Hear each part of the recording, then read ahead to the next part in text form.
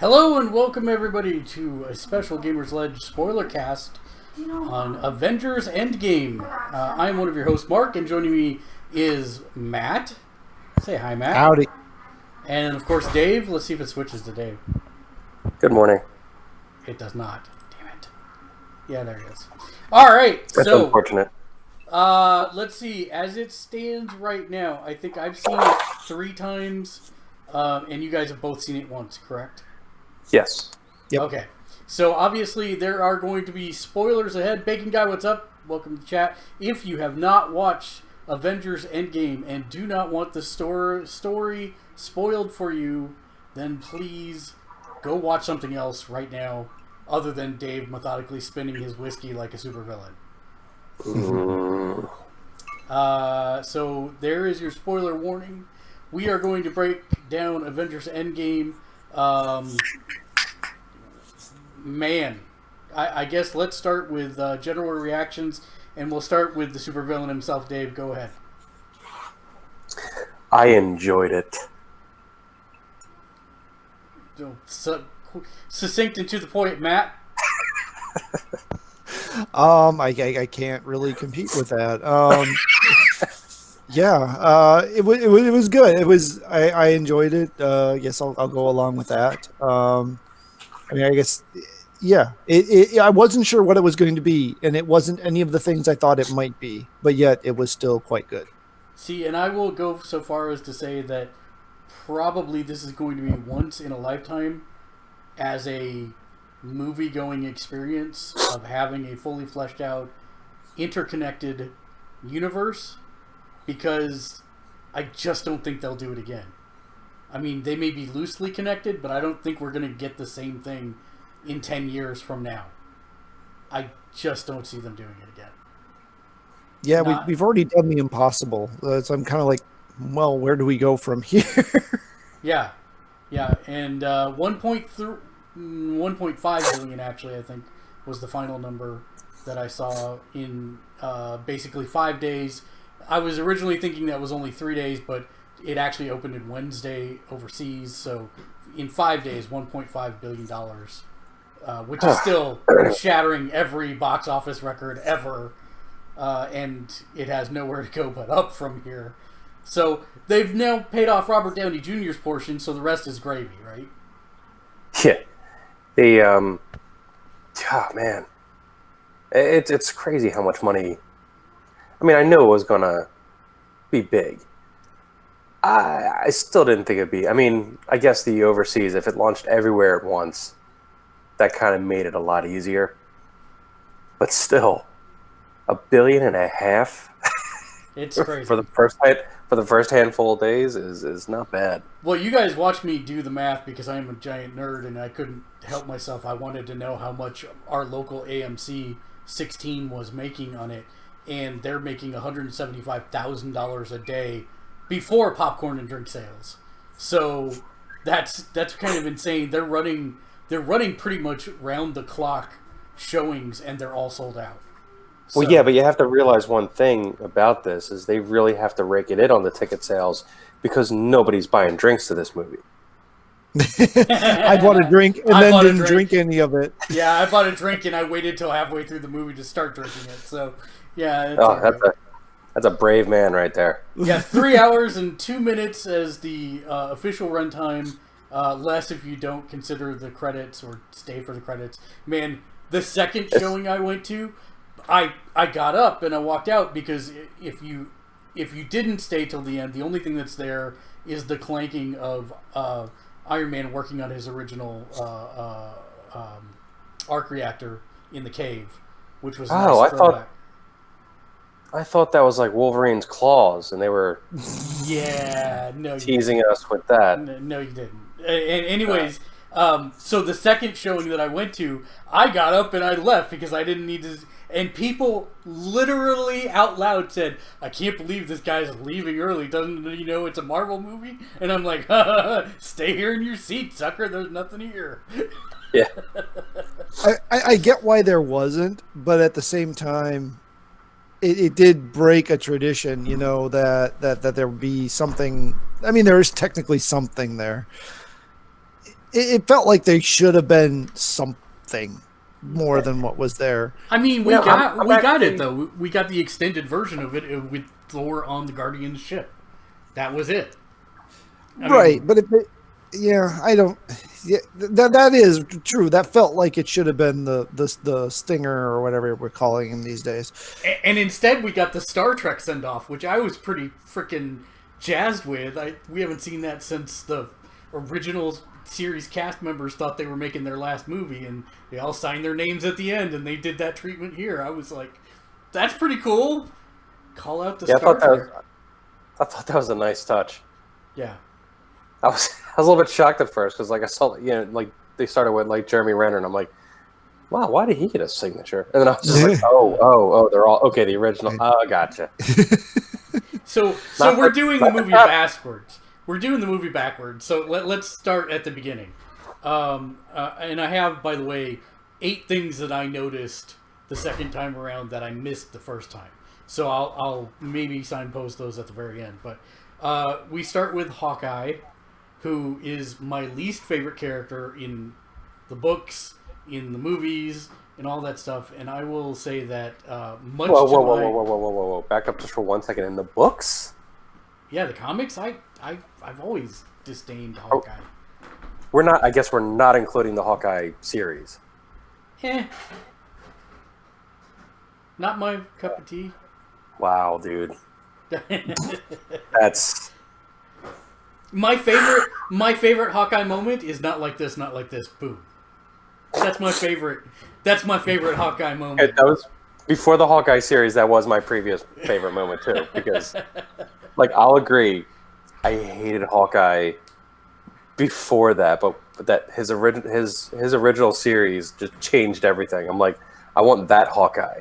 Well, I know that's not what we got in the movies, but that's not what we ever got in the movies. So yeah, so we got Hawkeye on his farm with his family. They're practicing bow and arrows because of course they are.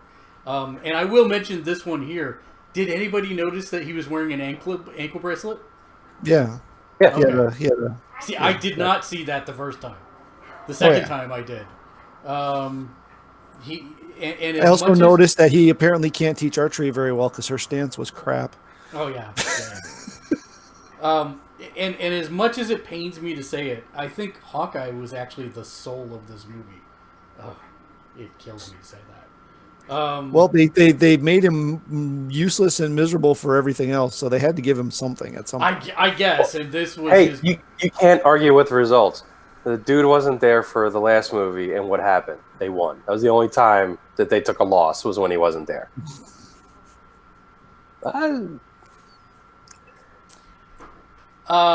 So I don't know how we want to do this. Do we want to actually go through the entire movie frame by frame, or do we just want to talk about? No. Hawkeye stronger than Thanos confirmed. No, Bacon Guy. Do not feed into Dave's logic train here. I'm not saying that. I'm just saying that he's like a good luck charm or something. You know. He's kind of like what piece of crap character can we think of that's just good to have around? Yeah, I have to say that overall I was super pleased with the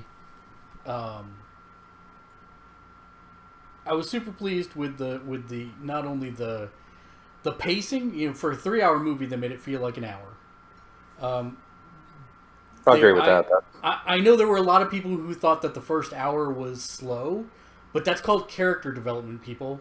And every single character of the core team got a chance to have some. And so I appreciated that more than anything, because I think without that, the last hour's worth of fisticuffs would have meant nothing. We got Grumpy Stark. We got never had fun in my life because every time I lost, it meant I got a replacement limb. Nebula. We got I'm miserable because there's nothing for me to do. Black Widow. We got I went for the head Thor. We got a little bit of Captain Marvel. Captain Marvel was still like the most underutilized character of the team, and But, for what are you going to do with the all-powerful MacGuffin character? Keep him out of the fight. So I guess that makes sense. Yeah, my buddy raised that issue. He was just like, they clearly didn't know what they were doing, or clearly had nothing to do with Captain Marvel. And my thing was just like, kind of like, oh, they kind of touched on it by just saying, like, she had to help out other planets and stuff that didn't have the Avengers. Like, I mean, they at least gave you a reason, so. But, when you come up with a plan to travel through time, to go back and collect the stones, don't you include the most powerful member of the team for that said plan, Dude, it's a movie. I mean, every one of these things. Or you leave the most powerful one behind in case you epically fail and nobody makes it back. Yeah. Oh, see, that's good. I like that. That's better than my thought. Banner Hulk, I did enjoy seeing Banner Hulk, even if there was no Doc Samson and there's no real threat of him unraveling, which is not nearly as much fun. But I kind of figured this is where they were going because they asked him what he wanted to see, and he told us straight up World War Hulk was the second thing he wanted, and he wouldn't answer what the third thing was, and I kind of figured it was Banner Hulk, and Banner Hulk's what we got. In a lot of ways, he was Cho Hulk. Yeah, he was. He was not nearly Banner Hulk because Banner Hulk was more of a heel type character. To be honest, he was more of a sass jerk. Yeah, who knew the right answers for everything. Well, because that was the Grey Hulk part. Right. See, that's what they had to leave out. They couldn't have the attitude of the Grey Hulk in there because that wasn't like a part of this. Yeah. So I get that decision. Yeah. But even the suit he was wearing at the end was almost exactly what Cho was wearing mid his run. So there was a lot of throws to Cho Hulk in there with how they handled him. I'm still sad that we will never have a Hulk movie ever.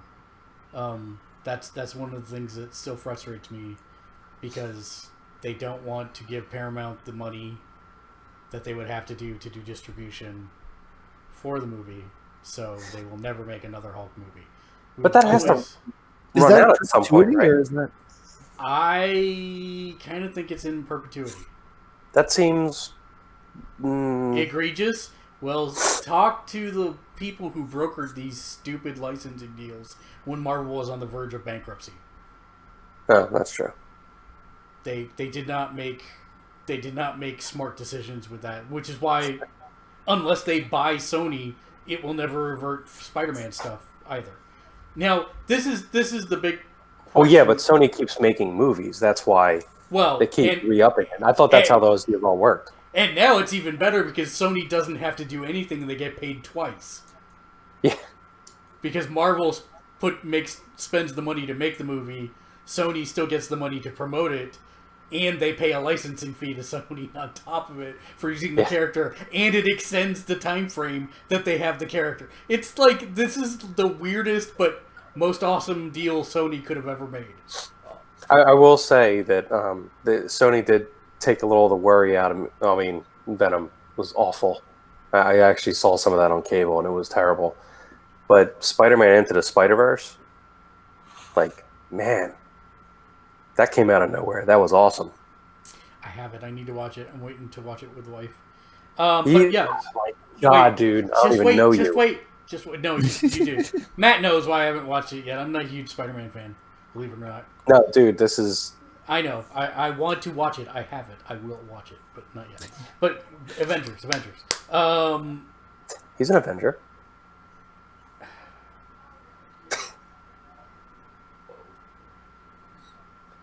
So let's do it this way. I mean, there were things that I liked. There were a couple things that I didn't like. Like, thank God they sent the two Avengers that love each other to see Red Skull. Because otherwise that would have been super awkward. To get the Soul Stone. Well, it was pretty awkward as it was. Well, and the thing was, they knew what was going to happen because Nebula knew what happened and she was there. So why it played out like that was really weird. Yeah, that was one of my things. I really wanted to see Hawkeye go over the edge, and so they teased it, and I was so pissed actually, when it was finally her. Well, you knew Nat was going to go because she had to. I was surprised they didn't say anything about clearing the ledger. I thought that would have been her last line to him or something. Would have been about just let me clear the register or whatever, clear the red or whatever that phrase is. Yeah. Well, and Bacon Guy, it wasn't kind of love each other. You have to sacrifice the thing you love the most. And so, yeah, that was why did they not do that differently? Then the other side of that is I'm imagining when Cap returns the stones to where they belong, did he go talk to Red Skull and say, "Hey, I got this back that I gotta give to you"? Yeah, like How did that go? But I'm not reading. That's not really a gripe. That was just a funny thing that I thought about later. That I'm like, Like, I wish that was like one of those, like, I wish I was like going to be like a bonus on the DVD, where they just like, here's the Blu-ray bonus. It's just like Cap's awkward moment where he's just like, oh, That's the red face guy. Oh. Hi. I don't know if I want to give you this back, is it? Oh, you're trapped here and miserable? Okay. So yeah, I think I wish they would have shown old Steve using the suit to get back to this timeline. I understand why they thinking didn't. about that. The Avengers, assuming this is all because we were basically told none of us understand how this works, so anything goes. But assuming what you're proposing there is true, the Avengers of that timeline had to develop time travel and send him back because he would have had to have returned to a terminal. The other terminal was destroyed, so he did not use the suit to return. He had to have been sent there by the Avengers of that timeline. That's not true. He had the suit, Yeah. he had the pin particles, and he had the GPS. But he had to return to the platform. He didn't return to the platform. Yes, they had to return to the platform. That was the whole big deal with that when it getting destroyed. Theoretically, is that they didn't have the timesheet, didn't have the machine anymore, which is why they had to get to the bus. Because if you think about it, they didn't have to use a platform on the receiving end when they jumped. So why would you have to have one when you return? When you left, you did. It's teleportation. You can teleport from a pad to a non-pad, and from a non-pad to a pad, but there has to be a pad involved on one end. Maybe. I'm not. Yeah. No, Matt. That's right. That's how the real science works. Either it's all the pretend time travel we're told you don't understand, so don't think about it so hard. Either it's all a joke or none of it is. Time travel. Wibbly wobbly, timey wimey stuff. Well, the whole thing is just like it's the whole it's all based on the quantum realm anyway. That stuff basically uses the theories behind Hitchhiker's Guide to the Galaxy. So that's anything could happen. So I'm like, okay, whatever. I'm not even going to think about that stuff because they clearly. I guess the part I don't understand is, okay, we finish this movie, right? We finish, Tony's dead, everybody's done, and now it's the next day. At what point they go, we really kind of borked the 2014 timeline back there. Loki escaped with the Tesseract. Shouldn't we do something about that? That's yeah. Well, this is what they're going to do. They're going to make TV shows for Disney Plus. We already know this. Yeah, no, we do. But I'm just saying. That's where it's going to get super confusing, though, because for something that has by and large had such tight continuity, to now go and each of these shows is going to be a different quantum realm in theory. Oh, I don't think so. I think the only one that's going to be that way is Loki. Because WandaVision, they made that whole big thing, Infinity War, about Shuri copying Vision's brain. So I'm sure he'll get a new body, and that'll be in the traditional current timeline. And then Sam and Falcon, and Bucky will probably be more than likely also in this universe. But Thanos is dead now, so Loki continues his evil ways. Well, yeah, Thanos is dead now, and Loki continues his evil ways with the Tesseract. So that's going to be interesting. Matt and I were talking about this the other day. I actually think that Loki TV series is going to lead into the introduction of the Defenders, because that would be a good place for Namor to pop up and Silver Surfer, and even give Hulk something to do. So I could see that leading into the Defenders. You think they'd reuse that IP after Netflix having used it? Yes. Wholeheartedly, 100%. Because I don't think that IP on Netflix is what they wanted it to be. Well, no, but there's other things they could do. But yeah, I'll be interested to see if they do leave Quanti realm, Loki in that separate quantum realm, or if been a long day, or if they'll actually have him somehow figure out how to use the Tesseract to return to the Prime universe. Yeah, absolutely. I mean, of course, there still could always to wibbly wobbly timey wimey it and say, "Oh, we put all the stones back, so now everything mushed back into one universe, and we have amalgam verse." That's impossible because there's no Thanos in 2014. Did you not miss the amalgam verse thing? You just mush them all together and keep whichever aspects of which one you want. If there's no DC involved, there's no amalgam. That's all I'm saying. Different amalgam verse. We'll call it the Mush verse. Mush. There you go. I think Marvel Ultimate Subdimensional. Can't come up with an H. I think the only other real problem I had with the movie was that Iron Man gets a funeral, but not Nat. Not anybody else. Because she didn't have any family or anything, and apparently Ivan. There was no body.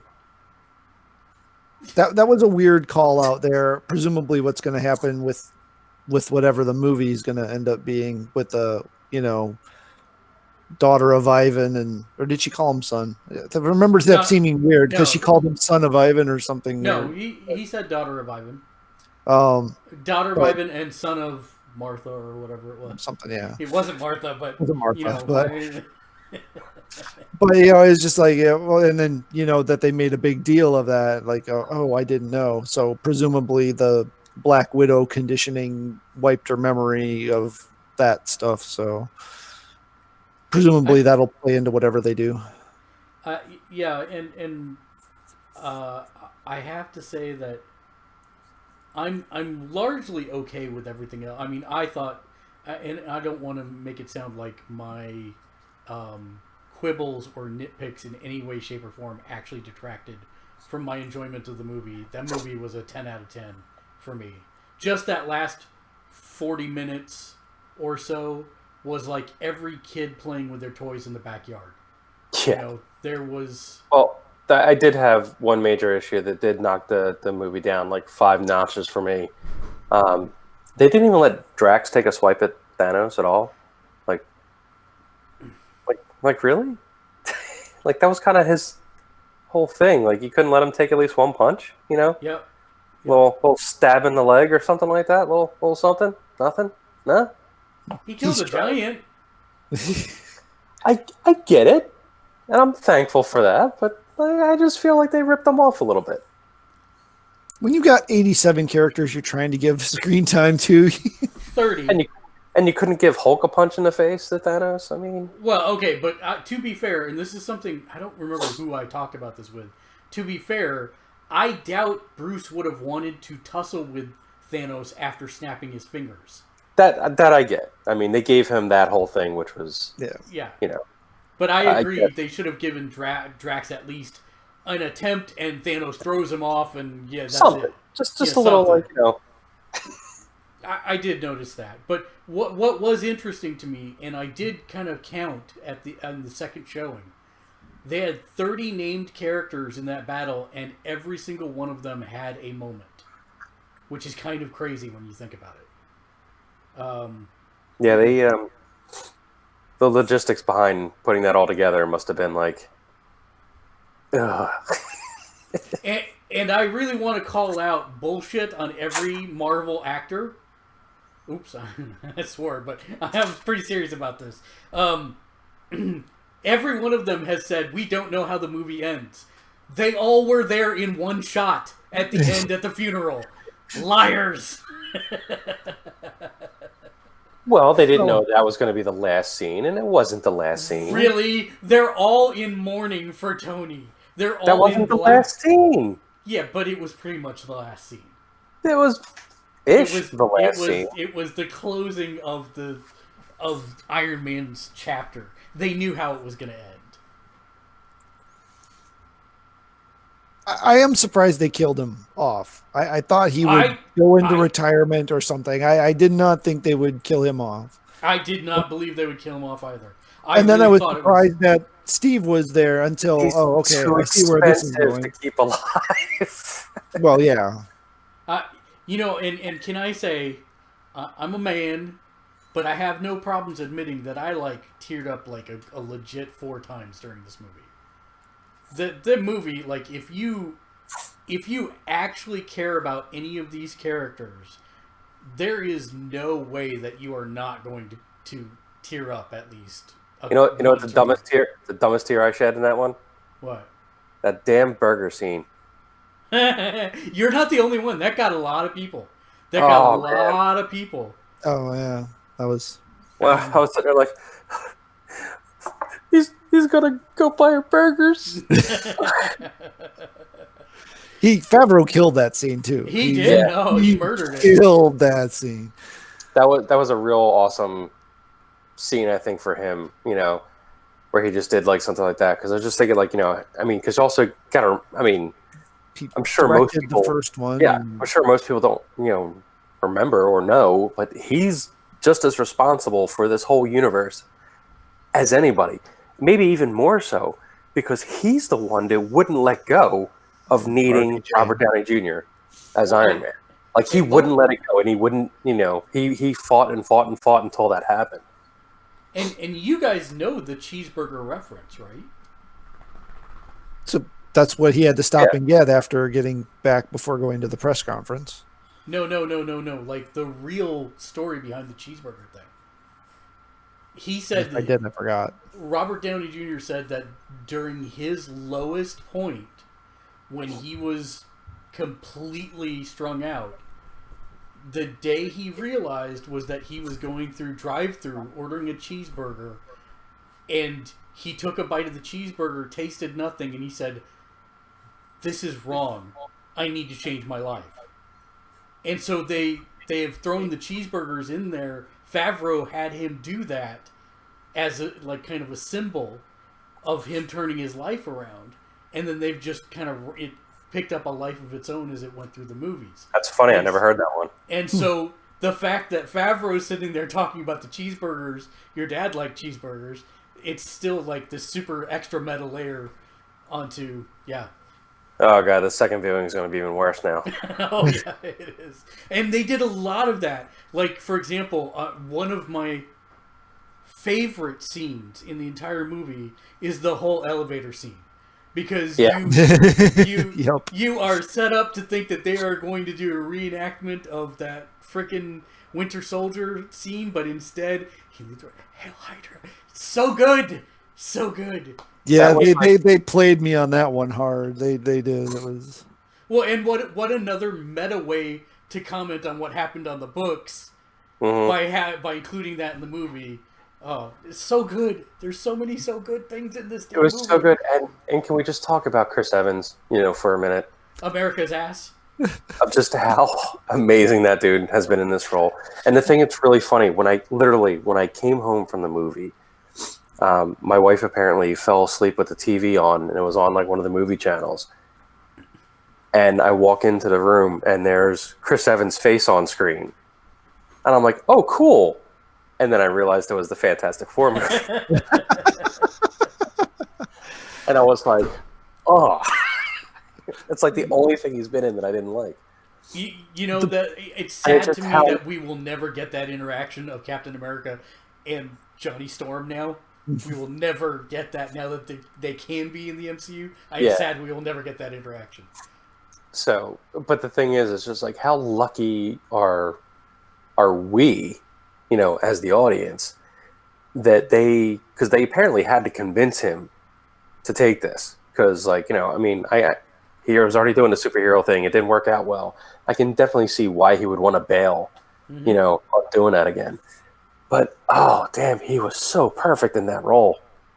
Mm-hmm. And I mean, the whole way through. The movie, as much as it is about Iron Man's arc, I would say it's a close second to Steve's arc. I mean, we end the movie completing Steve's arc, but I mean, just even the interaction between Cap and Cap, you see how far he's come in his journey. And they're the only ones that got 3 movies of their own. You know, they got their own 3 solo movies, although arguably, Cap's Thor got 3. Thor got 3. Oh, Thor got 3. Yeah, that's right. Cap's first one, I guess, is really a solo. 2 and 3 are, to a degree, they're just continuations of Avengers movies. But no, I will. No, Winter Soldier self-contained. Winter Soldier is definitely self-contained.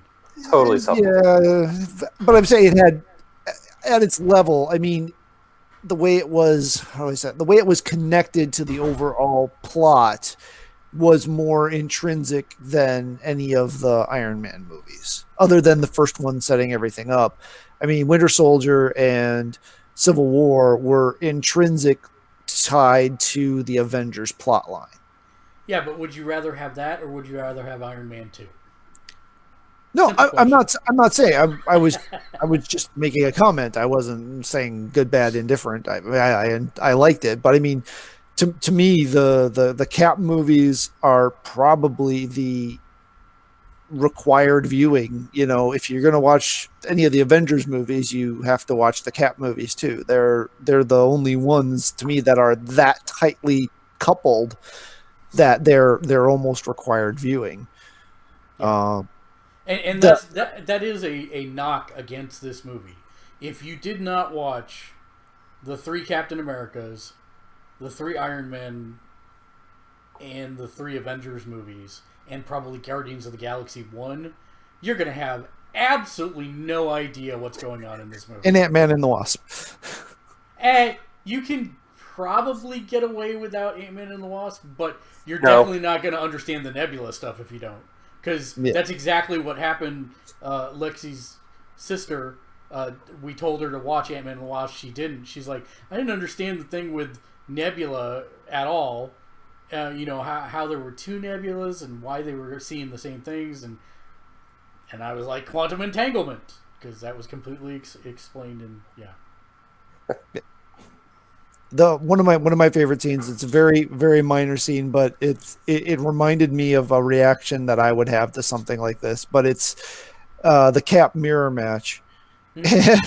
I could do this. I know. I get it. It's like that's what it's like to be on the other side of that. Jeez, that's annoying. It's the closest thing he has to a catchphrase, so it was completely appropriate. And not to mention, every time he cussed in that movie, I was like, language. Yeah.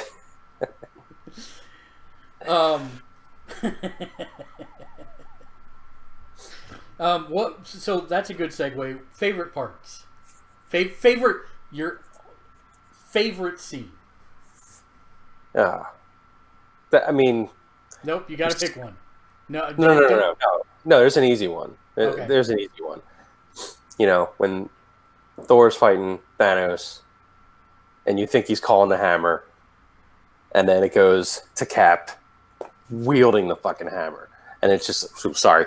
It's like that was the biggest holy crap moment of the movie, where you're just like, whoa, like the crap. I mean, everybody just went nuts and everything. I mean, that clearly was the money shot of the movie. They had to intend it that way.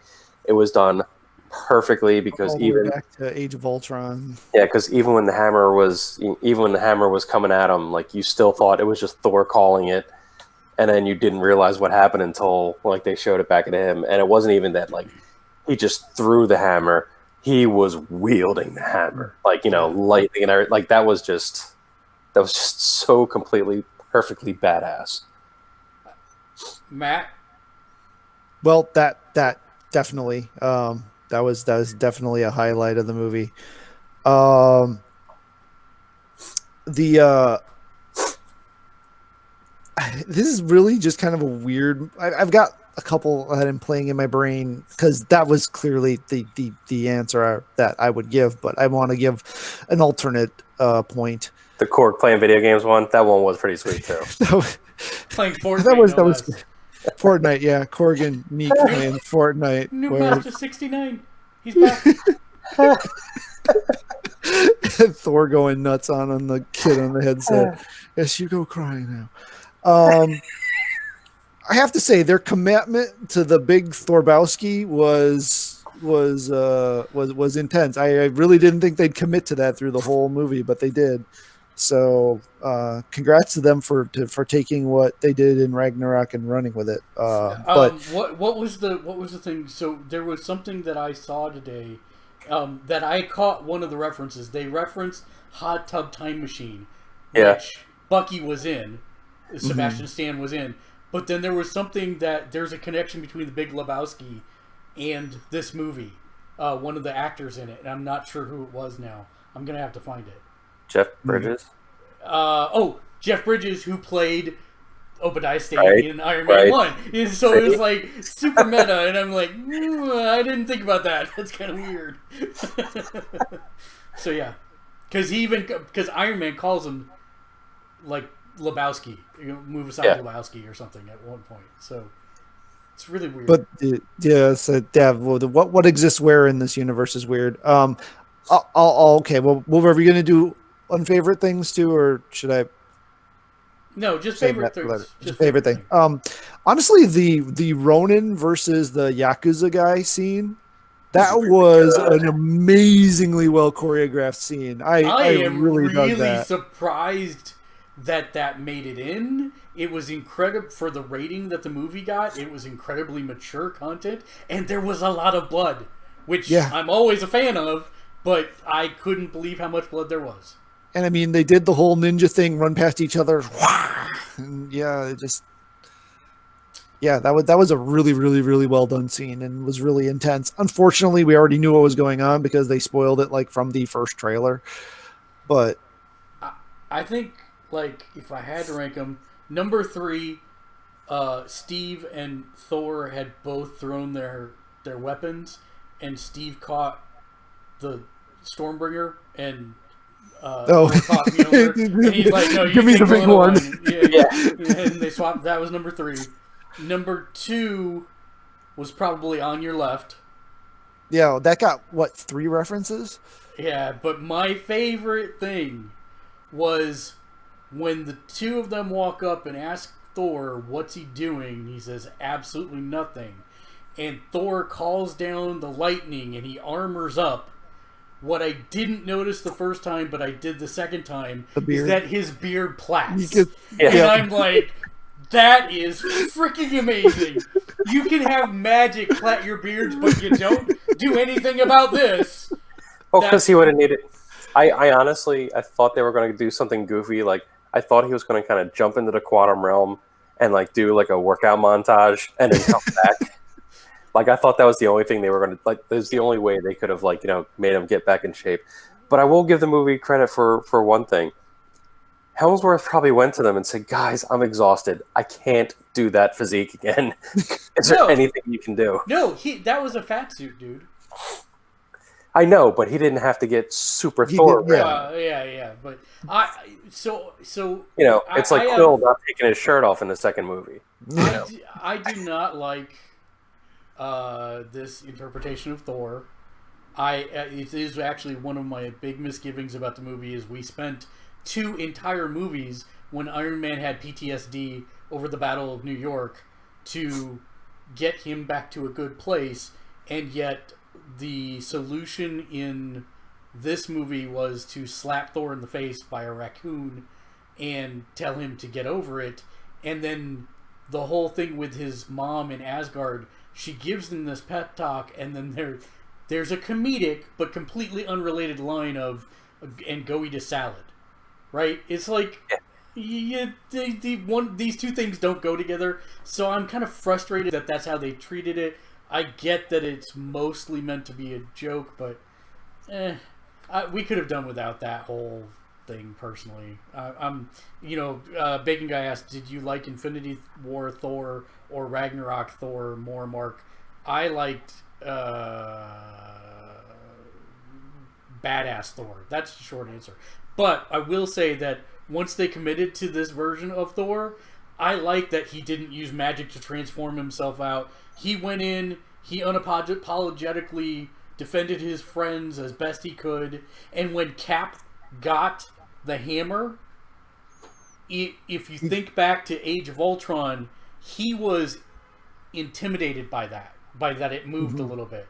And somebody asked me, why was Cap able to pick up Thor in this movie, or pick up the hammer in this movie when he wasn't able to in Age of Ultron? And the answer is Civil War. Because he knew he was keeping the secret about Bucky killing Tony's parents. Once he confronted that and got it off his chest, at that point he became worthy. It's just there was no more hammer at that point to pick up. So I like that this time when Cap picked up the hammer, Thor was like, "I knew it!" He was all like, that's the kind of, super supportive of it. And I really like that. I actually thought Fat Thor fighting for what he believed in, not Fat Thor, but you know what I mean. That version of Thor, the Lebowski Thor, fighting for what he believed in, standing up, being a hero no matter what he looks like, I thought that was a good message, actually. Even though I didn't like what they did with the character.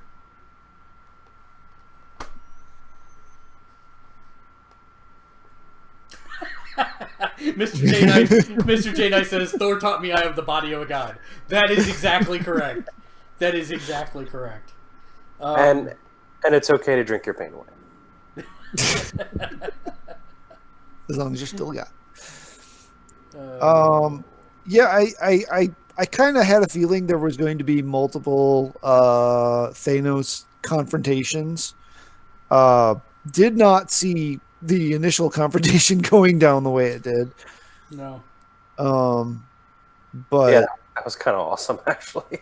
I when that happened, I pretty much threw my hands up in the air and I'm like, time travel it is. Because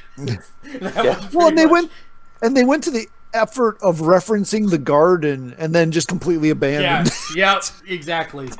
You went to the efforts of digging up something that only 10% of the people watching this or less are going to get, and then you just completely drop it. Yep. But I will say that the 5-year shift, that completely caught me by surprise. Yeah. And what was the deal with cars just all over the place and stuff? It's not like the world ended or electricity stopped or something. So I think what they alluded to it a couple times, but never fully articulated it, was that Thanos erased half of all life, not half of all human beings. And I think that was actually a much larger toll than what everybody was expecting. That's the way it kind of seemed to me. But it's like, I was a little... Okay, suspense, suspend of disbelief and all that stuff. The thing that bothered me is human beings wouldn't react that way. I mean, I get it. I mean, like the thing that Renner or Hawkeye noticed first is the birds were back, right? Okay, so that they were making the point there that, No, that was Ant-Man. Or Ant-Man, yeah, sorry, Lang. So they're making the point that it wasn't just people, right? But people don't, they have very short memories by and large. And 5 years later, people would have been having wars and babies and all kinds of stuff already by then. The whole, everybody's still super depressed in mourning, which wasn't true, obviously, because you had the kids coming getting the Hulk signature and stuff. So there were less depressed people hanging around and doing stuff than the ones we kind of saw more of. Well, I thought that was Natasha's whole point of existence in that world, was keeping order and keeping... Basically, she was tasking the Avengers. She was S.H.I.E.L.D. Yeah, she was S.H.I.E.L.D. So I imagine there really wasn't a whole lot of crime. So people had nothing to do but focus on their sadness. But Bacon Guy brought up a good point. Scott was ground zero at that blast as soon as he realized the birds were there. How did no one die? No one died. It was like, come on. I mean, I get Okay, that. Scott can get small, but yeah, that was a bit of plot armor there. Yeah, it was a bit. I mean, apparently it was an entire Avengers facility of plot armor. Well, Yeah. Rhodey did come out with a whole new set of armor, so literally armor just lying around. Yeah, but I mean that was actually one of the big disconnects for me from editing standpoint. Is he crawled out of his suit because it was no longer working? Yet when Ant-Man grows large and puts him down, he's in a brand new suit of armor. I'm like, where did that They come stopped from? on the 13th floor on the way out of the building so he could pick up a new set of armor. Yeah. That is one plot hole in this whole thing that has never been explained and has just kind of been hand waved away, going all the way back to Iron Man 2. The suits were all powered off of the arc reactor in Tony's chest initially. How the heck did Rhodey fly off in one to start with? Well, Unless, Tony knew what was going to happen enough that somebody else was going to have to be able to pilot the armor, and so gave it its own independent power source. I thought they actually addressed that at some point. That's exactly what they did. I think that's been the fan explanation, or maybe a metaverse, but I don't think it's ever been covered in a movie. I thought they did. They acknowledged the point of security because he gave one to the United States government for security, and that's why War Machine was there. But I thought they might have said something about that into. It's been a really long time since I watched it. What I remember was that he made an implication. Do you think if Tony Stark is the smartest man on the planet, do you think if he didn't want someone to have a suit of armor that he wouldn't be able to stop them, or something to that effect? Yeah. But never addressed the power source issue. I actually just saw that line today while I was eating lunch. Iron Man 2 was on cable. And they went through that, and they're just like, what cable do you have that plays nothing but superhero movies nonstop? I don't know. It must have been like New Jersey cable. It must have been like Cinemax or Stars or something. I mean, they gotta take their mind off the fact they're in New Jersey somehow. So Seriously. just play superhero movies nonstop on a loop. Got it. But yeah, like Fury was going off like, you mean he just flew away with your suit, And it was just like, yeah, like it was, he let it happen. But but yeah, even when they were like dismantling the suit, like there was an arc reactor in it, so.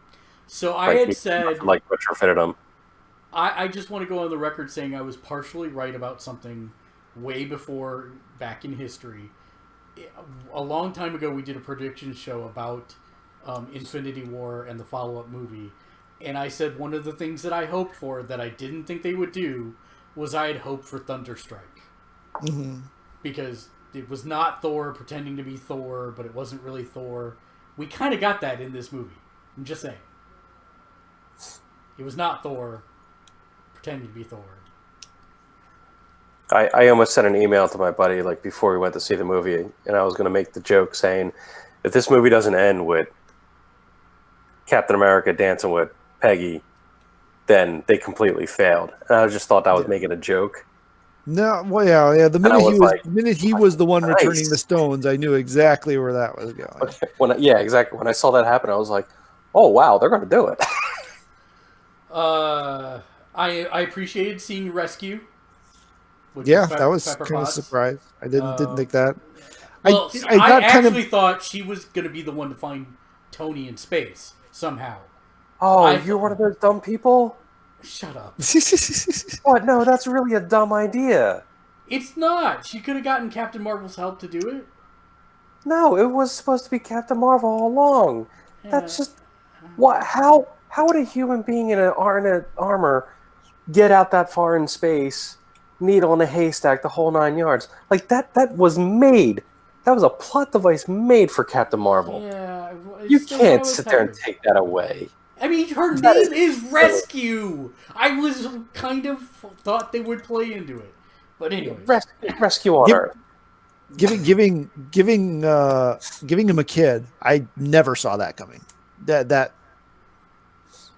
I think actually Iron Man 3 set that up quite well, personally, and I was glad to see it set it up. But I was glad to see Ty there at the funeral. It took me like a good minute to figure out who the hell it was. But it took me longer than a minute. I was just like, Mitchell was actually the first one to suggest it in our group. Like, oh yeah, that's probably who that was. Can I say that Audi has been in this for the long haul for product placement? We get that car at the end again. Did you notice that not only was one of the Russo brothers in the self-help group, but Jim Starlin, the creator of Thanos, was also in the self-help group? No, I missed that. no. Yep. He's the skinny Even guy though with the he white hair. hates Marvel and hates everything He's going happy on, to do the cameo. He's happy to do the cameo. he's happy to I'm get like- the money. He's happy I to was get like, the money. I was like, Speaking- there we go. Yeah, go ahead. Speaking of cameos, I pray to all that is holy that is not actually Stan's final cameo, because that That was pretty weak sauce. It was, but that It's is- supposed to be, but I don't trust any of them, and there better be a Far From Home one. I did expect a little more out of his last cameo. I'll be honest with that. Yeah. Can I say though that oh no, it just left my brain. The name on the name tag that Rogers was wearing in the base, it was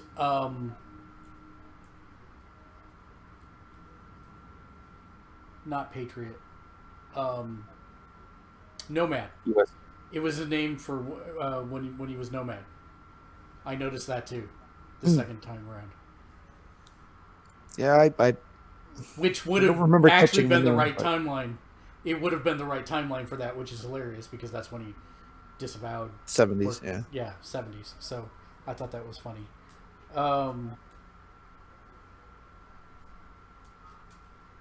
That was nice having Tony be able to meet his dad and talk to him. You know, Get a that little was closure. Yeah. get some there. And props to Jarvis being the first official transplant from a TV show to the Marvel Cinematic Universe. I was super happy to see that. Yeah. It gave me hope that we were going to see Agents of S.H.I.E.L.D. at the very end. But in the big battle thing, but sadly no. Which I have no idea how they're going to incorporate this. That's 10 days, we'll find out. Yeah. I was just about to ask when that's coming back. What? I said I was just about to ask when that comes Yeah, back. it's May 10th, I'm pretty sure. I will say that even though it felt a little forced, the A-Force reference that they did in the middle of the battle, A little? the ladies in my theater very audibly all shouted when that happened, which tells me that there's probably an audience for that movie. And I really hope the main reason they did that was just to annoy people because of all the Captain Marvel backlash. Yeah, I'm sure it was, and kudos to them on that as well for doing that because they deserve their heyday. I see no problem with this. And if it annoys the neckbeards, then all the more power to them. I did eye roll a little bit because it was okay. Got it. Okay, you've posed. Now let's go. Yeah, I mean, it interrupted the action long enough to be. I get that it would never happen unless they coordinated it ahead of time. Yeah, It's whatever. Like, how did it all just happen to all of a sudden be next to each other? How did that happen? But, superhero movie. Time like travel. Thanos' magic space metal sword. No, carbonadium sword. We already had this discussion. Magic space metal. Yeah. No,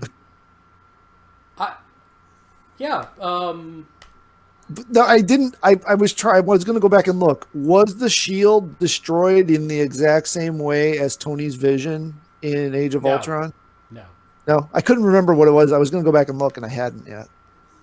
But that was another reason that supporting my train track theory of if Steve had grown old, he would have gone necessarily onto the 2014 rails, and there the shield was never destroyed, so he could have easily brought it when he went back to the current timeline and given it to Sam.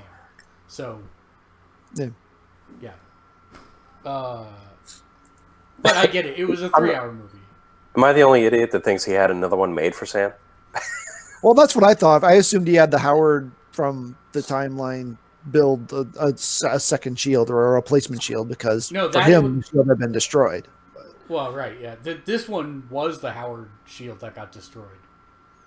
Right, but quantum realities, that means each quantum reality has a quantum shield made by, but whether it was a replacement made by him Right. or the original made by him. Right. See, I kind of thought like I don't know why I thought this, but I was just like it made sense to me at the time. It was like, oh, he was like, oh, he goes, what was the line? He was like, no, this is yours. Like, Oh, he said, well, how does it feel? He said it feels like someone else's. He's like, it shouldn't because it's yours. right, which made me think, oh, he had a different one made for him. Oh. That was my logical thought at that. I was just like, oh yeah, of course, because he had a different one made for him. I know it really, really, really, really, really bugged Ian that it wasn't Bucky that was picked as the successor. Because is he cutting out for you too, or is it just me? No, everything sounded clear.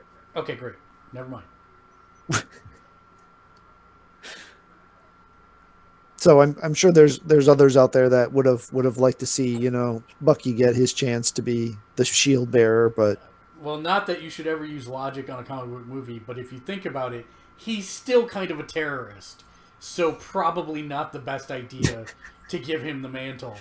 And on top of that, when you really look at the two characters, he's still trying to figure out who the hell he is now that he's been deprogrammed. Sam knows who he is, and everybody likes who Sam is, so it makes sense. Oh, I'm not saying it doesn't make sense. I just mean there are fans of Bucky Cap, whatever. Winter Cap. Back to America. Now the thing is, here's a question: like the after, what's announced? So we know that Guardians 3 and not officially announced. Yeah, not officially announced on Guardians 3 though. Guardians 3 Far From officially Home announced. Like there's no date or anything on it. No, but it's officially announced they are making it. Yeah. Far From Home is the only thing on the docket. And by the way, I would be remiss if I did not say Lexi's favorite part of the entire movie was him and Ned hugging at the end. With Peter and Ned hugging at the end. That was her favorite part of the movie. Which also confirmed that Ned was ghosted because he's their the same age. But their entire class had to have been now too. Yeah. So, or the main characters at least, because they're all the right ages. There's a funny one. My friend was talking about. We were having a conversation just about like logistics around stuff, just to have a funny, kind of conversation about it. And he was talking about like different things like that would have happened like in those 5 years and stuff. And we brought up like insurance, like that must have been really hard. Like all of a sudden these people show back up and they were dead. Like that must have been really hell for the insurance companies. And I was just like, oh come on! Like any insurance company would have paid out any policy for that. Was it an act of God? Almost literally. It's like, well, no, we didn't say which God. But yeah, the other thing I appreciated. I'm not, just during that whole battle sequence, everybody's getting their 5 seconds on scene. The fact that they gave Pete, who arguably is the best one to be handling the hot potato, as much time and as much focus and screen time as they did on there was I appreciated that. I thought that was, not only an acknowledgement of the skill set, but just also of the the giving the character the time and everything. Because after this, he's not obligated to be in an MCU thing anymore, is he? Because I think he was only obligated through Endgame to appear in Marvel Studios pictures. Is that true? Or I think Far From Home is the last one.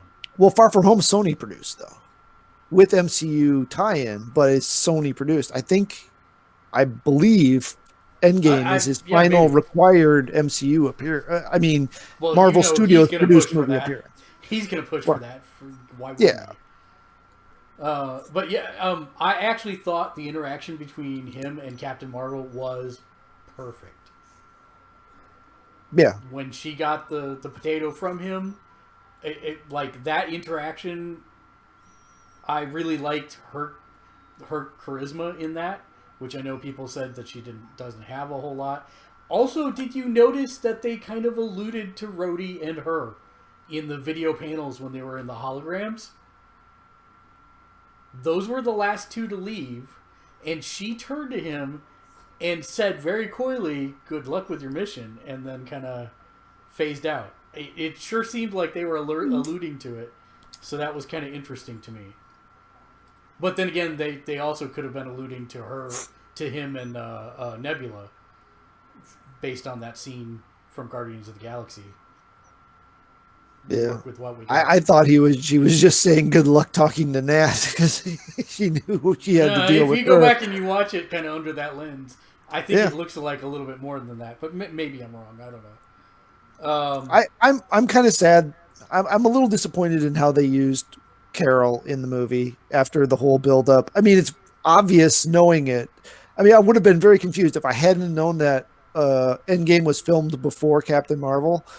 It would have been very confusing why they did it the way they did. But yeah, she's very much a blank slate character and basically is there to play the role of Nova by running through things really fast. Which is still frustrating.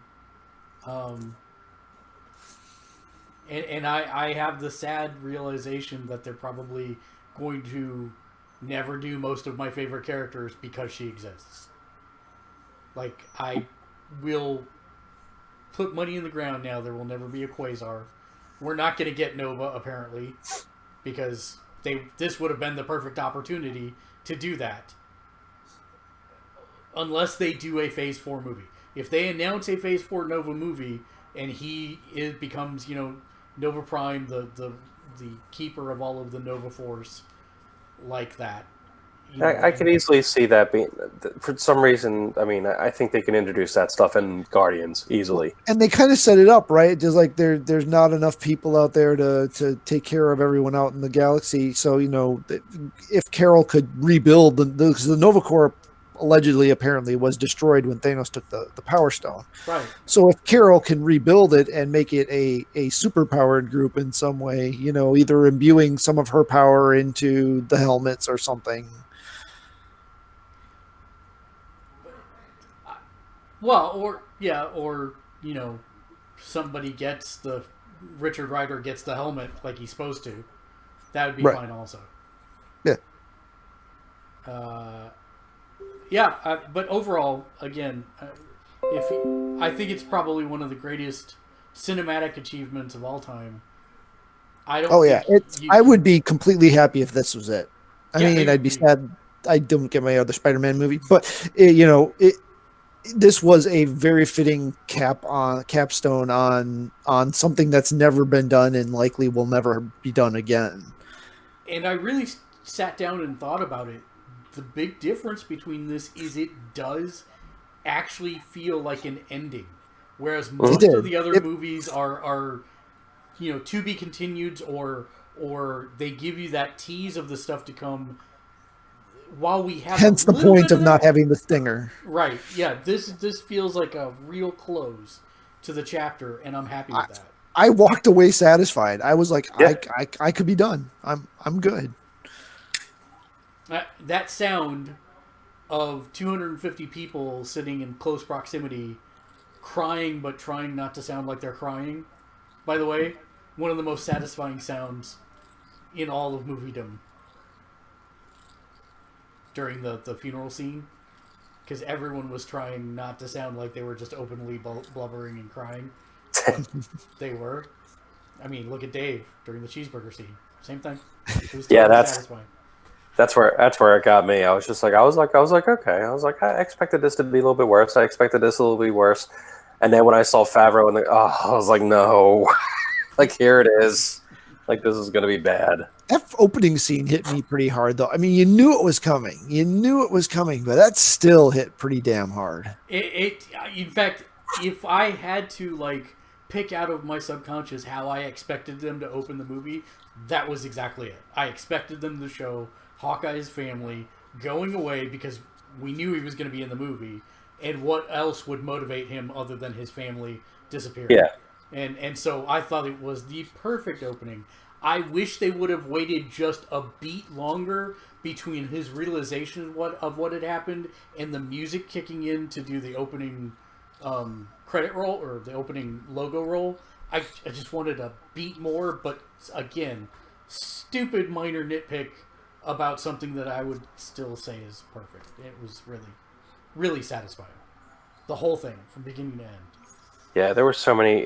Again, like for an over 3 hour movie to feel like it was only an hour. I mean, that's insane. That is insane. And there's no point in that movie where you can really just get up and take a break or anything like that.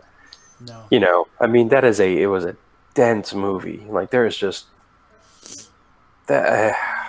What pulled off with this is insane. I mean, even the dialogue. This was something that I think I might have mentioned to both of you. I would say that like almost a good 35 to 40% of all of the dialogue is recycled from the other movies, which is crazy. But, that seems a bit high, but I see what you're going for. Go back and watch it again, and you'll see it. There's a lot of it that are lines from the other movies, which is crazy. But it gives this kind of like cyclical, the past is happening again kind of feel, which is what they're going for, I think. I like that Rocket is now officially Rabbit, because other people in the universe have started calling him Rabbit now. So my other favorite thing was the just the whole like angles on like the different scenes and stuff. How like they took their opening to Guardians of the Galaxy, which was like probably like the best opening of any Marvel movie, especially when you're seeing it for the first time. I mean, I still remember like them setting the tone for that movie. It's like, oh my god, this is so awesome, this is hilarious, this is great. And then they show it from the different angle where it's just like somebody on the outside looking in, and it's just like, oh my god, it's so dumb. So he's an idiot. Yeah. And I love that kind of stuff. No, what I love is the fact that they spend not one but two scenes bashing Back to the Future, and then they do Back to the Future 2. Yeah. That's the best. He's like, when they go to Tony's farm, he's like, so let me get this straight. Your entire plan is based off Back to the Future. And he's like, well, no. And he's like, well, yeah, it is. Yeah, it is Back to the Future. And he's like, no, I'm not doing it. And then they have the whole Hulk scene talking about the rules of time travel and how it's not Back to the Future if you kill your past self, don't just disappear in the future. So that's dumb. Don't think about it that way. And then they do exactly Back to the Future 2. Where we go back to the exact same movies from a different angle and try not to encounter your former selves. And can we give nothing but absolute love for Ruffalo Hulk? Roar. Yeah. Seems gratuitous. Smash. But whatever. It was very, very well done. And the last thing that really struck out to me is the amount of secrecy that they managed to keep was mind-boggling. We got the Ancient One. We got all these people. Jane frickin' Foster in this movie. I still don't know if it's old footage that they recut to use here or if they actually brought her back, but she still got the damn credit for it. They got them credits. So it's like just the funeral scene where they're doing the single shot of all the people that Iron Man has affected. The amount of star power in that one shot dwarfs anything that's ever been done in history in cinema. It's like my brain just exploded. I still can't figure out how they managed to do this. I mean, kudos to the Russo brothers and the screenwriters for putting this all together. Just an amazing ride. I thought the whole thing was absolutely amazing. And like I said, treasure this because we won't see its ilk again within our lifetime. I'm pretty sure. And just take a step back just to realize that they did this with their B team. Yeah. Like, this was all done from the leftovers. I mean, it was a lark. It was a lark that the first Iron Man worked in the first place anyways. And then they... Oh, that whole scene, by the way, what you were saying, Matt, about her stance being horrible, the advice that he was giving her was lifted directly from an interview with the Russo with Feige, where he said, Do you see where you're going? Great. Now let's work on how you get there. That was a direct Feige quote about them building out the Marvel Connected Universe, which I thought was amazing that they worked that into the movie. That is crazy. But take a step back, Dave. You were saying, I'm sorry. Oh no, I'm just saying when you take a step back and realize they did this with just the leftover characters that they had under their umbrella. There was like all the people that that people stopped caring about like decades ago, and they built this all around that, and they became now they're the most popular. Yeah, Iron Man was by far not the most popular.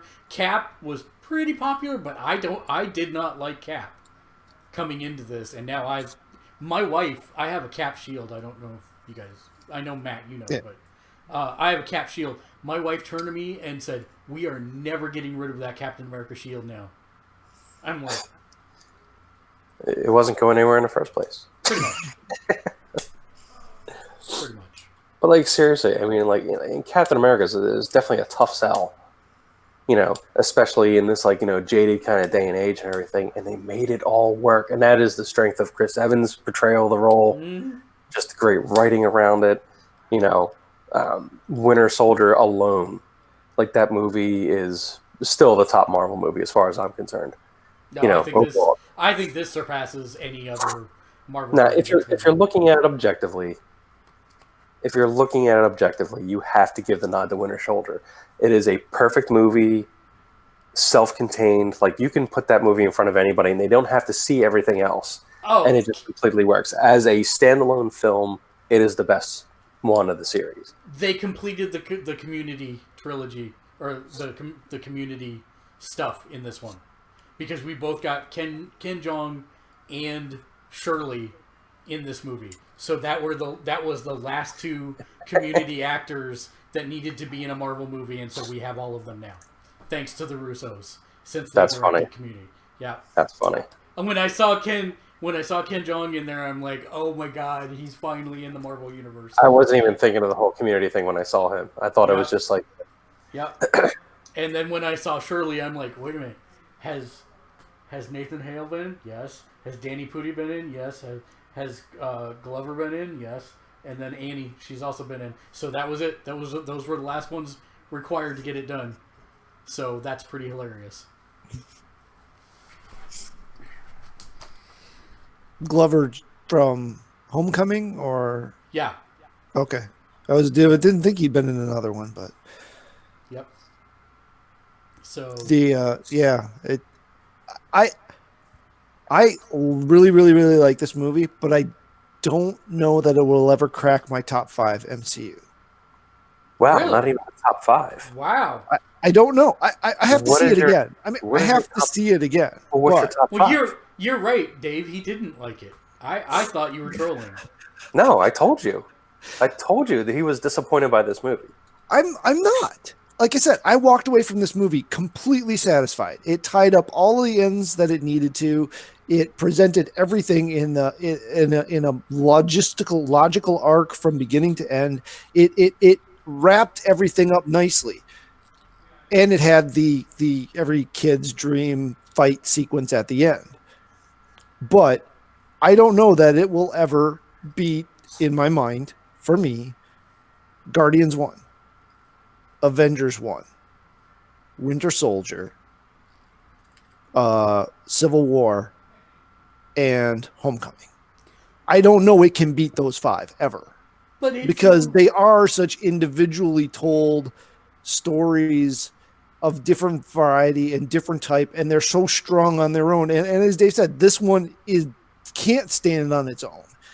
Yeah, I'll agree with that. Because it can't. I mean, this is... Yeah, it's not a standalone movie. It is a. It is the longest denouement ever.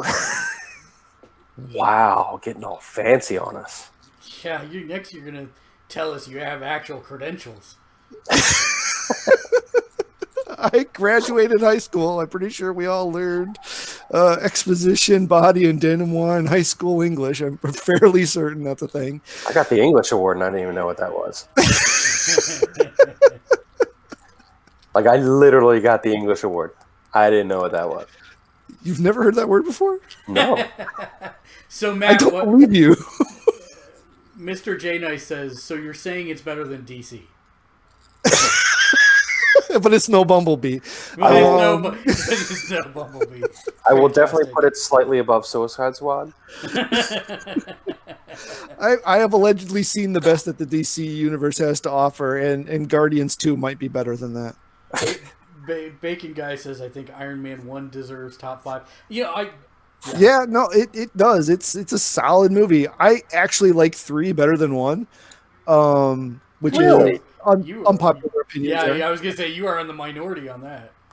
I mean, I enjoyed look, 3. I didn't even hate 2 as much as everybody else. No, I didn't either. 2 is bottom of the stack. But again, you got to remember, when I say bottom of the stack, that's still infinitely better than a lot of things. Like Suicide Squad. Like Infinite Stone better? So okay. Here's what I predict. Within 12 months, there will be a 22 movie collector set that has all the Infinity Stones. We'll buy. Does not matter the cost. That is all. Well, it's nice to be able to have that sort of income, but yeah, that might be purchase power. Yeah, that's going to be a rough. I mean, I'm not saying I'm not going to have to save up for it forever, but still, that would be amazing if I can get all of the Infinity Stones. Yeah, no, yeah, the I can't read the name, but whoever said they didn't like. Scribble said, yeah, I mean, you're in by far the majority. That's the great thing about these movies, I think, is they each speak to us differently. There's commonalities, and there are things that we can agree on, but different people at different points in their life can pull on to different elements of them, and that they're almost a timeless set of movies, which hasn't really happened since the original Star Wars trilogy. Well, and I think to piggyback on that, the fact that they have instead taken genres of movies and then painted a Marvel brushstroke over them. Yeah. And then we know that's how the books have been for forever, right? Yeah. I mean, sci-fi, superhero, they're just a way to tell a genre story. They're not a genre in and of themselves, really. Right. And that's the thing that's really cool about it. Like, especially you take, like, the changes in the character arc. Like Thor, for example, is the one that changed, like, the most throughout this whole thing.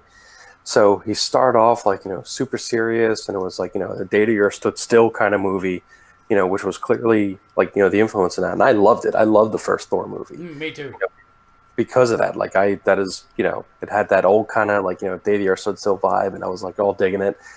But then, like, they did the second one, they started adding a little more humor into it and everything like that, and I kind of dug the direction they were doing it, the direction they were going with that. Because Helmsworth is natural, like, with that. Like, he took to that perfectly. And then they went crazy with Ragnarok, and I was just like, this is fantastic.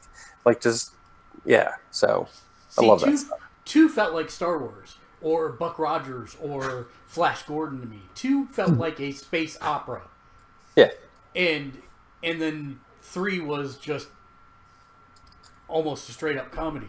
So he's had, like, the most genres applied to him, I think, out of all the characters. And then this was a redemption arc, I guess, a redemption story. I don't know what you call it. Well, it kind of goes back to, Infinity War was his episode 8. Yeah. Right? It was, he did all the things, did all the superhero stuff, and still failed. Yep. Yeah. And we get to see him again in Guardians of the Galaxy. As Guardians. If Guardians they don't title that movie that, I am going to be very disappointed. Is there anything else we have to cover about this movie? Because I think we've done an hour 21 on it, which is still less than half the runtime. But I just wonder how much money it's going to make by the end of this. I mean, I looked at showtimes for this next weekend, and it's still sold out completely over this next weekend. I have a feeling that this may top maybe $7 billion by the time everything's said and done. if it keeps on going like this, I mean, I think. That seems like a lot. Oh, I'm not. Well, you said by the end of all of this, so I'm assuming you're talking home release as well. No. Just talking like theatrical release. I don't think as many people are going to go back to see this one as they may have of previous ones. So it's a pretty big commitment. I've already gone back twice. Yes, but you're you. Yes, you're very typical of the average moviegoer. So let's apply that to everybody. Well, let me ask you this. Do you want to watch it again? Oh, yeah, I'm going back to see it again. See? And Matt, do you want to watch it again? Yeah. And Can will I get to? I don't know. Can we even pretend that we're average? No, we're dorks. Yeah, but... This is what we do. But you guys both have families. You're not me, as you so eloquently pointed out. You know, the point is that you have other restraints and you still want to go back and see it. So I would contend that you guys are closer to normal than I am. And if you guys feel that way, then... You take that back.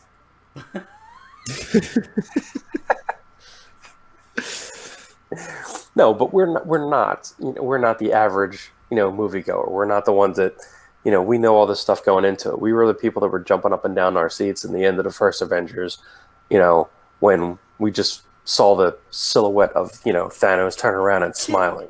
Yeah, but can I say, do you remember how psyched we were for the first Avengers, where it mind-blowing that we put 4 characters together? Yeah.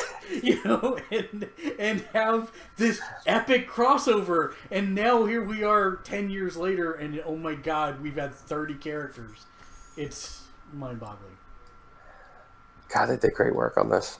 They did. I mean, Kevin Feige deserves all the credit in the world. It's just so amazing that they pulled this off just as way they did it, without having any major blow-ups with any of the major actors. A couple minor changes, here and there along the way, but nothing seriously crazy. They all meshed well together. Everybody just took to it. They got huge names for this stuff. I am surprised I got over Norton not being switched with Ruffalo. I'm surprised I got over that as quickly as I did. I got over that instantly. I got over that instantly when they turned around and it's I was just like, oh, I was like, to get rid of Norton. I remember being so mad that they said Norton wasn't going to do it. And as soon as they announced Ruffalo, and I'm like, oh, never mind. See, he was an unknown to me. I didn't know him for anything before that. But within the first sequence with him and Nat, he'd sold me already. So I was like, okay, I'm good. Yep. Yeah, he nailed that role. And then Cheadle, it's me. Get over it. Well, the Cheadle was just my thing was that it was just the other guy throwing. Oh my god, I'm blanking on his name. Terrence Powell? Howard. Yeah. Howard. Terrence Howard. Terrence Howard, not Powell. Yeah, Terrence Howard. So when he threw the fit about the money, wanted to be the highest paid actor, in the thing, I was just like, dude, what are you doing? And they got fired. And I was real bummed about that because I do like him. I do think he's a great actor and everything, and I thought he played the role well. And I was like, oh man, and I was like, this sucks. I was like, I hate when they change actors, and they were like Don Cheadle. I'm like, oh yeah, that's trading up. Yeah, he pooched himself on that one, but apparently Cheadle, Empire's doing great. Yeah, I'll watch Cheadle on anything. He's fantastic. So, but just the amount of people they got for this stuff, the amount of people they had, just come back. I mean, Ant-Man and Wasp, they had Michelle Pfeiffer come in for a role. I mean, these are names. These are huge stars that they're getting for this stuff. And that's why I say movies. That funeral scene when they had everyone lined up there, I have never Most seen expensive anything. scene in cinema history. Exactly. And the that's without RDJ there. Yeah. Well, they probably had to pay him to be in the box. Yeah, but probably. that was one thing I thought. We never, and again, long series of comic books and soap operas have taught me we never saw a body post-death. Oh, dude, come on. I don't think they do that to us. And on top of that, I mean, if you want to go that route, they can de-age Steve also, which we were talking about beforehand, which would be funny because by the time he's probably ready to do it, they'll actually have to use the de-aging software on him to make him look young because he will be old at that point. But I think Lexi Was that him? I missed Yeah, it it in the was. credits. Yeah. It was the old It the old was man him. was him? Okay. Yeah, yeah. At first I think thought they got Clint Eastwood there to play him when it was the side shot. I'm like, that would be oh no, hilarious. never mind. No, it's not it. Lexi went into the movie and she said, "All I want is for Thanos. I want everyone to come back, and I want Thanos to dust." And Wow, she called that. she got it. And her thing was that if that happened, then she was going to stand up and shout, "Yeah," and do a karate chop kick and all that stuff as she's wont to do. And when it came time, I'm like, "You got what you want, do it." And she's like, "No, I can't. I'm too sad." She actually got sad that Thanos dusted. She's like, "I really thought they were going to defeat him. I didn't think they were going to do that to him." And so I'm like, yes, you have empathy for Thanos. And that means that he could theoretically be brought back. So I have a little solace in that. I was actually kind of disappointed he dusted, because I was kind of hoping there would be, a chance for like a later return, for something. But I mean, I also get like, how are these things going to persist at this point? Like, what's next?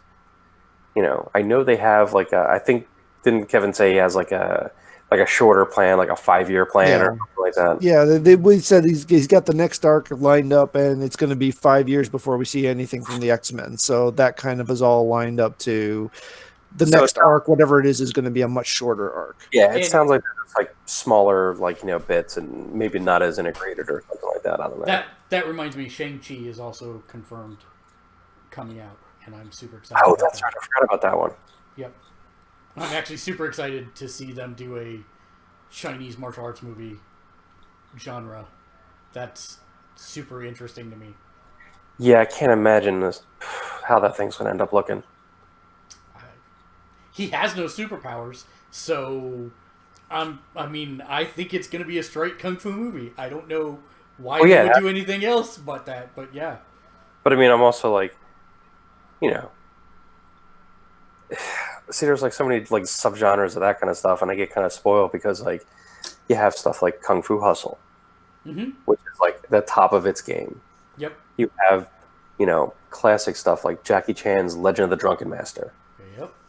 Which is just like, like there's no beating that. Well, pick Enter the Dragon or any other Bruce Lee movie, and it's like you've got such a wide paintbrush stroke that you could apply there. I don't think they're going to go the Kung Fu Hustle / Shaolin Shocker,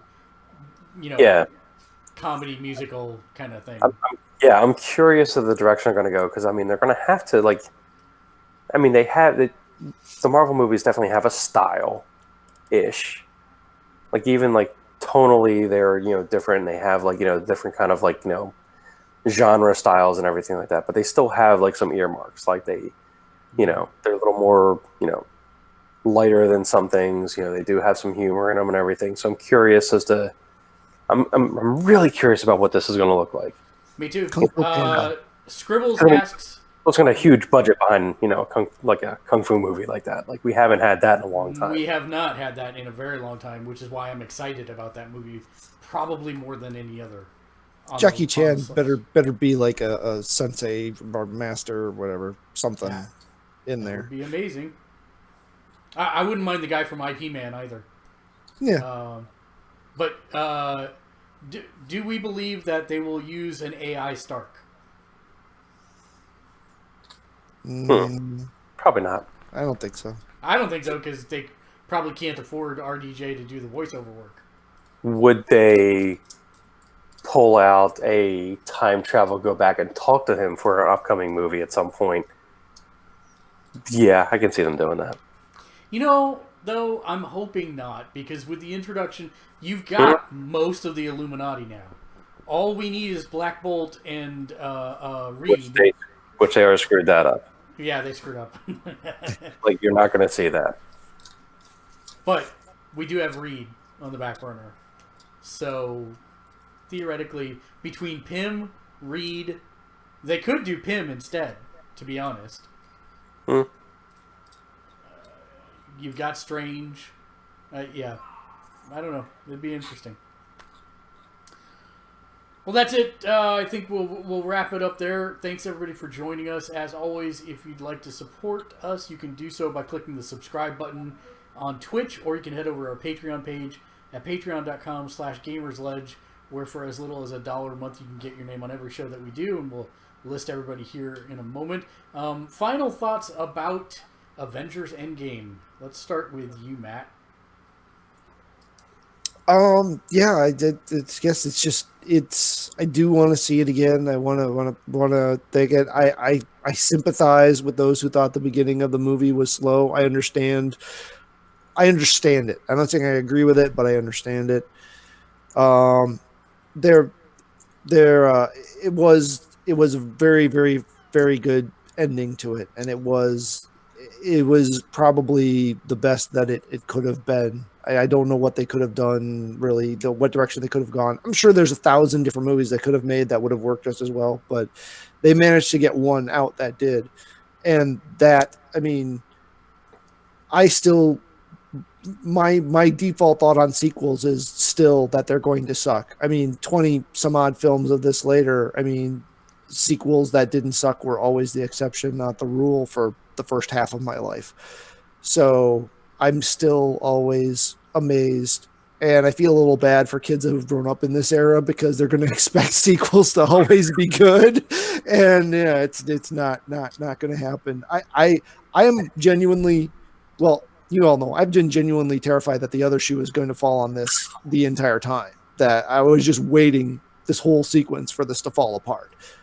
Now I'm really just waiting for this all to fall apart. But, they can keep proving me wrong. We just learned that the universe is expanding like 1 trillion times faster than we thought it was. So, we might all be dead by the next Marvel movie coming out. So who knows? Hey, I'm good with that. We got what we need out of this. I really need to see episode 9, though, before the heat death of the universe occurs. Yeah, but that's coming soon, so we're fine. Dave, final thoughts? God, what a lucky time we live in. No, don't steal mine, you son of a gun. Then you should have went first. Damn it. But seriously. I mean, we get Avengers Endgame and Game of Thrones Season 8, Episode 3, or Season 7, Episode 3 in the same weekend? What the hell, universe?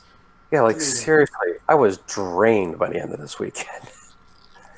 But, like, seriously, I mean, you think about this stuff. I mean, the superhero stuff we had growing up, I mean, we had Thor and Hulk on TV. Remember that pile? The Incredible Hulk TV show will always have a place in my heart. He's not talking about that. He's talking about the actual movie. He's talking about that. Okay, that was okay, a pile. okay, yeah. Yeah, the ones they did, the one-offs they did after. Right. Like the Daredevil one. Had David Hasselhoff as Nick Cage, or Nick Fury, rather. Excuse me. Yeah, that was a separate thing. I mean, oh man, I mean, there was just so much bad stuff, and like that was comic book stuff. That's what we were getting. Occasionally you got something like Blade, and it didn't suck. Dolph Lundgren Punisher. That's all I have to say. Oh my god, dude, I have a friend that's a huge Punisher fan, and like he was just losing his mind on just how awful it was. And I mean, but that's the thing. I mean, that's what we had. That's all we had, and we would go see it, and we'd be like, "All right, let's just take this one apart." We'd sit in the diner for 3 hours and just go over everything that was just like wrong with the stuff, and then it became boring. Like you couldn't tear stuff apart and say like everything they could do because like I remember talking back in the day, like, oh, who could they get to play Iron Man? Oh, it has to be Robert Downey Jr. I was like, but they can't get him. He's too famous. And then he hit his like whole skid, and then it's just like, oh wait, they can probably get him now. He could be affordable now. Like, and they did it. They made it work. Everything was just like, and we've had a string of 11 years of just fantastic comic book movies. That's just really up the level of like people having to like raise the bar and like do good stuff. Otherwise, they do get punished now for it. The DC ones, it's not just, you can't just put out a movie and people go see it just because Batman or Superman are in it. Like now, like they see, like you can either make you can make some millions, or you can make billions. People want the billions, and there's a way to do it, and we know how to do it. You get good people, you let them, be creative, take some liberties. I mean, because this stuff isn't following the comic books. Like, this isn't pure stuff. They're taking all kinds of liberties, and it works. It's literally just like, the comic books as it is, because, like, they always change artists, change, writers and everything like that, and do different stuff. There's plenty of room for all kinds of stories. But the thing is, you make them quality, you make the money. It's as simple as that. They know that now. And it's just fantastic to see this and be a part of the ride. And really, I think, just to piggyback on that for my final thoughts, this is... I said this when Infinity War came out, that this is literally a once-in-a-lifetime thing. And so I encourage everyone to go back and watch it a second time with that in your mind, because something like this is not going to come along again. People say, things I remember are taking vacations with my kids, or, building a memory. This is a memory that, just like Matt said, people are spoiled on now. We may never see something like this again. I fully expect not to mirror Matt's eternal sunshine and optimism. I do actually feel that this is something that's not going to come around again. So make sure you go and you enjoy it for what it is. I have watched it 3 times, 9 hours I have spent watching this movie, and it still hits me. And I know that eventually there will come a point of diminishing returns. But man, this is so well crafted. I don't think we'll see anything like this again. Go and enjoy it while you can. And I think everything Dave said is spot on. It is a great time to be a fan. It's a great time to be someone who loves pop culture and comic books. And this is the cream of the crop. And I can't wait to see what's next. So until next time, thanks for watching, everybody, and game on. Game on.